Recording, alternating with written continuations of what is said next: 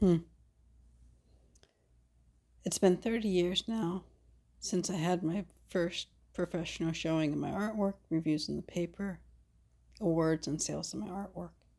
It's also been 30 years of shame, feeling very insecure, and not being able to trust anyone. In 1993, I took my very first art class, and by 1994, I was winning awards, getting reviewed in the paper, and selling artwork, and having art shows and galleries. The first few years, I thought it was a fluke. I say this because I was so shy, so insecure.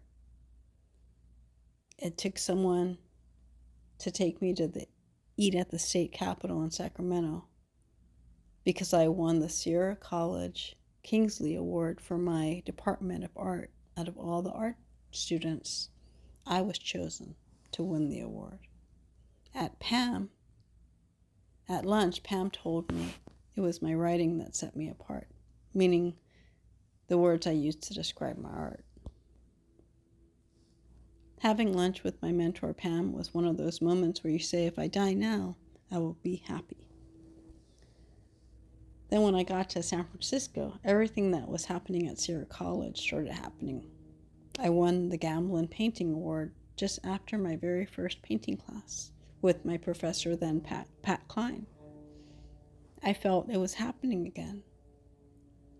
I was winning an award for something I didn't understand.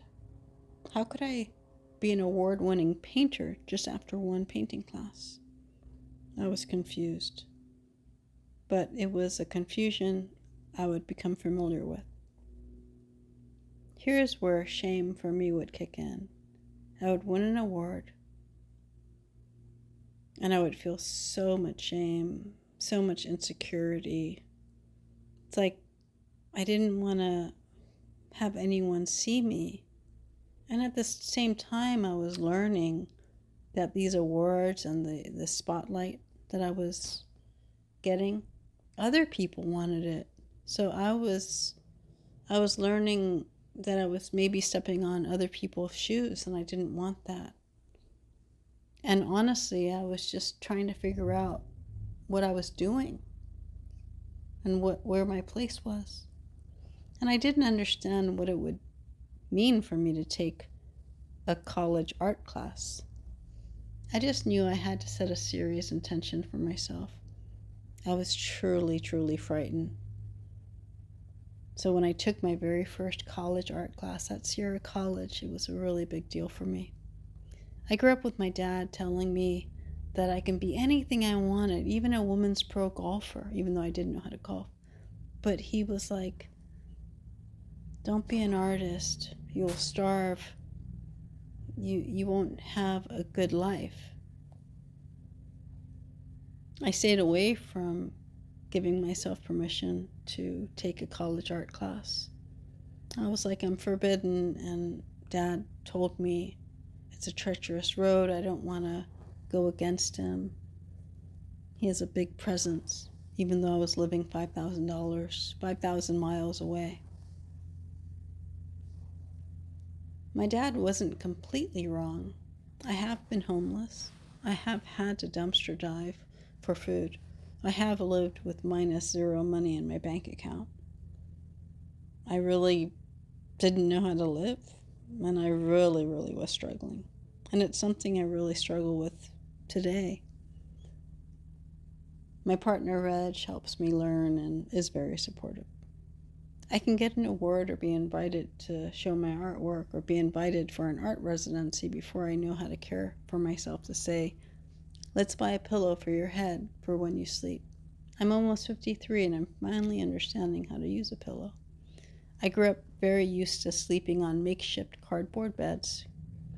Dad would make these cozy sleep zones in the car where we were traveling in. I was so transient, it's ingrained in me. I have been attempting to repattern myself. I've had a permanent home for years now with my partner, Reg. It hasn't been easy, but I have managed not only to stay afloat, but to thrive. I've gotten some serious cool awards. When I was attending SFAI, I think I might have had 2 pairs of pants, 1 pair of shoes. I owned a bra. While I was at school, I would sleep in my clothes day in and day out. My body was kind of living a very gross life.